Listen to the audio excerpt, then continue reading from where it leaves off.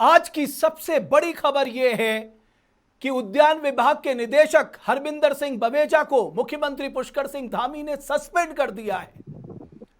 आपको याद होगा 10 महीने पहले देवभूमि डायलॉग ने उद्यान विभाग में हो रहे भ्रष्टाचार की एक पूरी सीरीज आप लोगों के सामने रखी थी। उसमें हमने दिखाया था कि किस तरह बवेजा बागवानी को बर्बाद कर रहा है। और बवेजा यहीं नहीं रुका, भ्रष्टाचार की तमाम पोल खुलने के बाद भी बवेजा लगातार भ्रष्टाचार करता रहा। और हम सबके जेहन पे एक सवाल पैदा हो रहा था कि बवेजा को आखिर बचा कौन रहा है। लेकिन इस लड़ाई को अंजाम तक पहुंचाने के लिए देवभूमि उत्तराखंड के एक युवा ने शुरू से लेकर अब तक इस मुहिम को लगातार ताकत दी। दीपक करगेती धरने में बैठे, काश्तकारों को जा जाकर बताया, महिला उत्पीड़न का आरोप तक लगा दिया दीपक करगेती पर।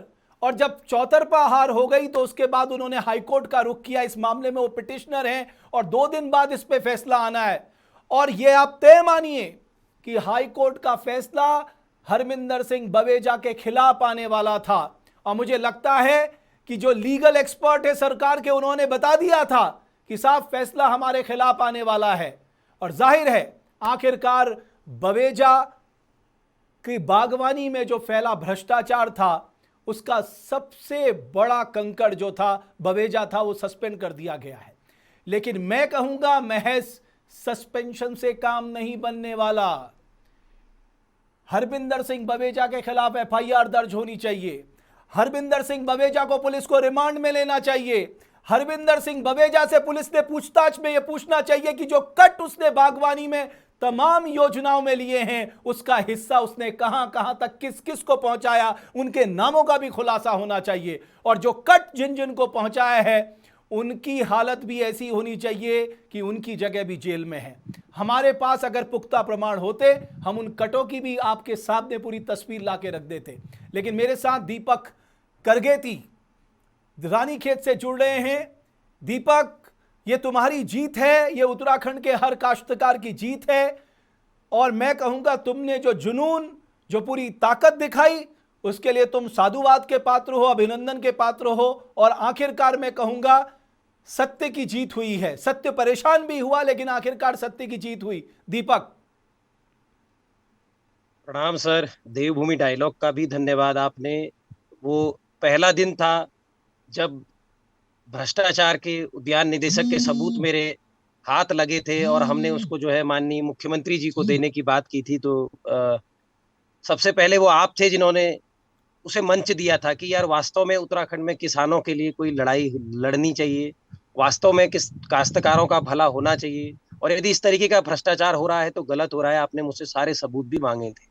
लेकिन आज जैसा कि मैं खबरों से देख रहा हूँ, समाचार पत्रों में, या लोग मेरे को फोन करके बधाइयां दे रहे हैं कि डॉक्टर बवेजा को सस्पेंड कर दिया गया है। बधाई हो। किसानों की ये छोटी सूक्ष्म जीत जरूर है, लेकिन मैं इस बधाई को अभी नहीं लेना चाहता हूं, क्योंकि मात्र सस्पेंड करवाना मेरा उद्देश्य नहीं था। जिस भ्रष्टाचारी बवेजा ने मेरे उत्तराखंड के किसान की पाई पाई को लूटा हो, जिस भ्रष्टाचारी बवेजा ने पूरे उत्तराखंड के एक अमृत को सोख लिया हो, मानो उद्यान विभाग अमृत है उत्तराखंड के लिए, उसको सोख लिया हो, ऐसे भ्रष्टाचारी व्यक्ति को केवल सस्पेंड किया जाना कोई सजा नहीं हो सकती। इसलिए मैं इस सस्पेंशन से बिल्कुल भी संतुष्ट नहीं हूं। मैं उस दिन संतुष्ट होऊंगा जिस दिन भ्रष्टाचारी बवेजा रामविलास यादव, जो कि इस उद्यान एवं खाद्य प्रसंस्करण विभाग के अपर सचिव रह चुके हैं और बवेजा के साथ मिलकर कई बड़ी चोरियां कर चुके हैं, आज जेल की सलाखों के पीछे हैं, जिस दिन यही भ्रष्टाचारी बवेजा रामविलास यादव के साथ सलाखों के पीछे होगा और यह भ्रष्टाचारी बवेजा से मेरे किसानों का पाई पाई का हिसाब लिया जाएगा और उस पैसे की वापसी मैं करवा दूंगा, उस दिन मेरे को इस जांच से पूर्ण रूप से संतुष्टि मिलेगी। अभी भी मेरे किसान ढंग से। और दीपक मैं ये भी कहना चाहूंगा, दीपक मैं ये भी कहना चाहूंगा कि 10 महीने पहले और कुछ मेरे पास पूरी फेरिस्त है। 10 महीने पहले देवभूमि डायलॉग ने सिलसिलेवार ढंग से पूरे प्रदेश की जनता को साक्ष्यों के साथ, पुख्ता साक्ष्यों के साथ ये बताया था कि किस तरह से उद्यान विभाग में भ्रष्टाचार का बीज बोया जा रहा है। पोल खो रहे काश्तकार, कब तक सहेगी सरकार भ्रष्टाचार। विभागीय अफसरों ने बवेजा के खिलाफ हल्ला बोला। उद्यान विभाग में करप्शन का खेल, पार्ट 1, पार्ट 2, पार्ट 3। मोदी के मिशन को कौन पलीता लगा रहा है, बवेजा को कौन बचा रहा है। ऐसे दर्जनों कार्यक्रम देवभूमि डायलॉग ने सिर्फ इसलिए किए क्योंकि हम सब ये मानते हैं कि अगर हमारी बागवानी बचेगी, हमारी खेती बचेगी, हमारा किसान बचेगा, तभी उत्तराखंड प्रगति की ओर बढ़ सकता है, तभी हमारे पहाड़ में रौनक लौट सकती है, तभी हमारे पहाड़ से पलायन रुक सकता है। लेकिन दीपक, मैं आपकी बात से पूरी तरह सहमत हूं। ये एक छोटी सी जीत है, अभी बहुत लंबा सफर तय करना है, क्योंकि उद्यान विभाग में अभी बहुत बड़ी सर्जरी करनी बाकी रह गई है, बहुत ज्यादा रिफॉर्म करने बाकी रह गए हैं। लेकिन आपको लगता है कि बहुत मुश्किल होता है करप्शन के खिलाफ लड़ाई लड़ना? धरने में आप बैठे, महिला उत्पीड़न का आपने आरोप, झूठा आरोप सहा, इसके अलावा काश्तकारों को आपने तमाम तौर पे जागरूक किया, देहरादून पे यात्रा निकाली, तमाम मुश्किलों का सामना किया। भ्रष्टाचार की लड़ाई लड़ना तब ज्यादा कठिन हो जाता है जब संरक्षण देने वाले सत्ता में बैठे हुए लोग होते हैं। एक भ्रष्टाचारी को जब मैं सलाखों के पीछे डालने की बात कर रहा था या उसके भ्रष्टाचारों को उजागर कर रहा था, तो मेरी विधानसभा के कुछ सफेद पोस्ट नेताओं ने भ्रष्टाचारी बवेजा के साथ मिलकर मुझे पागल कहना शुरू कर दिया। यहाँ तक कि बवेजा ने अपने पेपर के या अपने मीडिया के बयानों में तक मुझे पागल घोषित कर दिया। सफेद पोस्ट नेताओं और बवेजा जैसे लोगों ने मिलकर मुझे महिला उत्पीड़न में फंसा दिया। उसके बाद भी मैं तो कहता हूं, यदि दीपक करेगी जैसे पागलों की वजह से एक भ्रष्टाचारी को सजा होती है, एक भ्रष्टाचारी सबके सामने बेनकाब होता है, तो इस उत्तराखंड को ऐसे और पागलों की आवश्यकता है जो दीपक की तरह लड़ाई लड़ सके और इस राज्य को बचाने के लिए आगे आ सके। लेकिन आपको लगता है दीपक, मैं आज पुरोला के विधायक दुर्गेश्वर लाल का भी जिक्र कहना चाहूंगा। वो बीजेपी के विधायक हैं, लेकिन जिस आक्रामक तरीके से उन्होंने ग्राउंड जीरो से बवेजा की पोल खोलनी शुरू की, उद्यान विभाग का करप्शन सामने रखा, उनकी भी जितनी तारीफ की जाए वो कम है। बिल्कुल, 2 विधायक हैं सर। एक विधायक वो भी हैं उसी पार्टी के जो बवेजा के साथ मिलके अपना बर्थडे केक कटवाते हैं। नाम नहीं लूंगा, 20 पौंड का बर्थडे केक कटवाया सर। बीते दिनों जन्मदिन था तो देहरादून बुला के बवेजा ने स्पेशली उस सफेद पोस्ट नेता के साथ अपना 20 पौंड का केक कटवा रखा है। उसकी भी जांच होनी चाहिए। और मैं बधाई देना चाहूंगा दुर्गेश्वर लाल जैसे नेताओं को, जिन्होंने पार्टी के लीक से हटकर सच्चाई के साथ खड़े रहना स्वीकार किया, काश्तकारों के साथ खड़े रहना स्वीकार किया, मुझसे बातचीत की, किसानों से बातचीत की और इस संघर्ष में कंधे से कंधा मिलाकर खड़े हो गए और बेबाक अंदाज में बोला कि भ्रष्टाचारी बवेजा चोर है। लेकिन उन लोगों को भी सबक लेना चाहिए जो बवेजा के साथ अपनी फोटो खिंचा के अपना बर्थडे सेलिब्रेशन कर रहे थे। 20 पौंड का केक बवेजा से इसलिए कटवा रहे थे क्योंकि वो बवेजा को बचा रहे थे। आपको लगता ऐसे है लोग कि भी यहाँ पर हैं? इस बागवानी में करप्शन के जितने पौधे बोए गए, उसमें सबसे बड़ा पौधा था एक ही दिन में नर्सरी के लिए आवेदन करना और एक ही दिन में सारी प्रक्रियाओं का पालन करके नर्सरी का अलॉटमेंट हो जाना। जी सर, ये एक बहुत बड़ा प्रकरण ही नहीं बल्कि दीपक मेरे साथ रानीखेत से जुड़े हैं, थोड़ा कनेक्टिविटी की दिक्कत है, लेकिन मैं आपको बताऊं, एक दिन में नर्सरी के लिए आवेदन होता है और एक ही दिन में आप सोचिए हमने कितना ढोल पीटा कि हमारा पहला प्रदेश है जिसके पास अपना नर्सरी एक्ट है। ये पहला प्रदेश है जिस ज्यादातर प्रदेशों में डीबीटी लागू कर दी। एक दिन के भीतर नर्सरी का और करोड़ों करोड़ों रुपए का ठेका में थमा दिया, जिनके पास आज तक भी नर्सरी। मैं तो माननीय मुख्यमंत्री जी से आह्वान करता हूं कि मेरे तो दीपक के साथ कनेक्टिविटी की दिक्कत है, लेकिन मैं आपको बता रहा था एक ही दिन में नर्सरी का आवेदन और एक ही दिन में अलॉटमेंट हो गया नर्सरी का। ऐसा पूरे हिंदुस्तान में कहीं नहीं हुआ जो उत्तराखंड के उद्यान विभाग में हुआ। उसके बाद अपने डीएचओ पे दबाव डाला। डीएचओ को कहा गया कि आप बैकडेट में चिट्ठी दो। डीएचओ भी इतना दिमाग नहीं लगा पाया, उसने 2 तारीख का बैकडेट का लेटर दे दिया। अब साहब सवाल ये उठा, जब आवेदन ही 5 तारीख को किया गया है तो अलॉटमेंट 2 तारीख को कैसे हो सकता है? ऐसे तमाम करप्शन के बड़े बड़े खेल इस उद्यान विभाग में हुए हैं।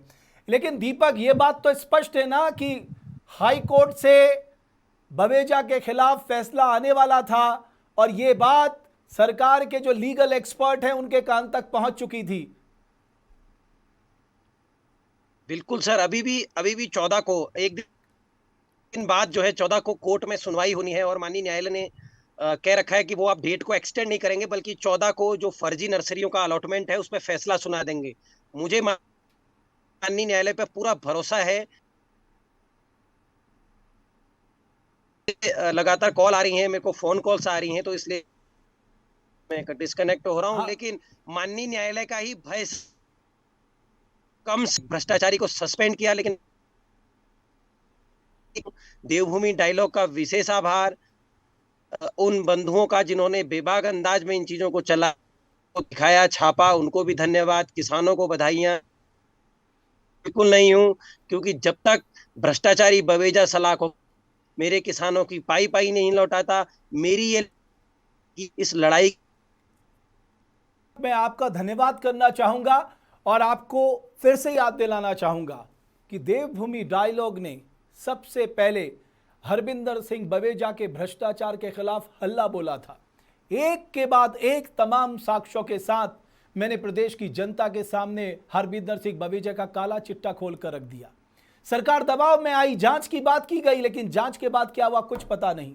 मामला हाईकोर्ट तक पहुंचा, हाईकोर्ट ने तल्ख टिप्पणियां करनी शुरू की और यहां तक कि जब साक्ष्य सामने रखे गए तो मैं समझता हूं यह बात सरकार को भी मालूम थी कि 2 दिन के बाद यानी 14 तारीख को जो फैसला आने वाला है वो उद्यान विभाग के लिए कोई अच्छी खबर नहीं थी। लेकिन देर आए दुरुस्त आए, हरबिंदर सिंह बवेजा को सस्पेंड किया गया है। लेकिन मैं फिर कहूंगा कि इस व्यक्ति के सस्पेंशन से काम नहीं चलेगा। इसके खिलाफ प्रिवेंशन ऑफ करप्शन एक्ट और जितना भी गड़बड़ घोटाला किया है हरबिंदर सिंह बवेजा ने, उसके खिलाफ कार्रवाई होनी चाहिए, एफआईआर होनी चाहिए, रिमांड में लेना चाहिए। और कौन कौन इस भ्रष्टाचार की मीट भात में शामिल था ये प्रदेश की जनता के सामने आना चाहिए। ये स्पष्ट तौर तक जब तक नहीं आएगा तब तक हम भी चुप बैठने वाले नहीं हैं। लेकिन दीपक करगेती और साथ ही साथ दुर्गेश्वर लाल जो विधायक है पुरोला के, उनका मैं पुनः धन्यवाद देना चाहूंगा, उन सारे लोगों का जिन्होंने इस मुहिम को आगे बढ़ाया। लेकिन अब मैं जो सबसे महत्वपूर्ण बात करने वाला हूं वो हम सबको जान लेना बहुत जरूरी है। एक हरबिंदर सिंह बवेजा को सस्पेंड करने से कुछ नहीं होने वाला। मैं तो कहूंगा सस्पेंशन रस्म दिखाई गई है।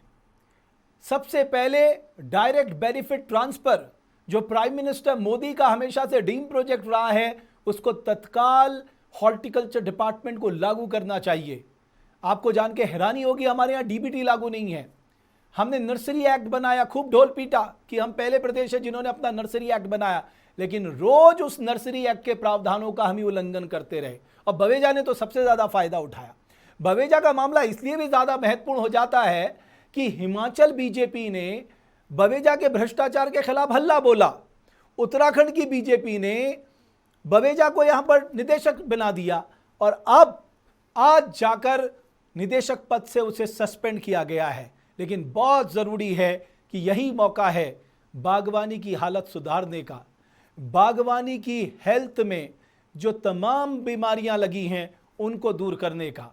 जाहिर है मुख्यमंत्री को यह हिम्मत दिखानी होगी कि अगर हम अपने किसानों, अपने काश्तकारों, अपने पहाड़, अपनी खेती को बचाना चाहते हैं तो बागवानी से हमें शुरू करना पड़ेगा और बागवानी में जितनी बीमारियां हैं ये मौका है हमारे पास उन्हें दूर करने का।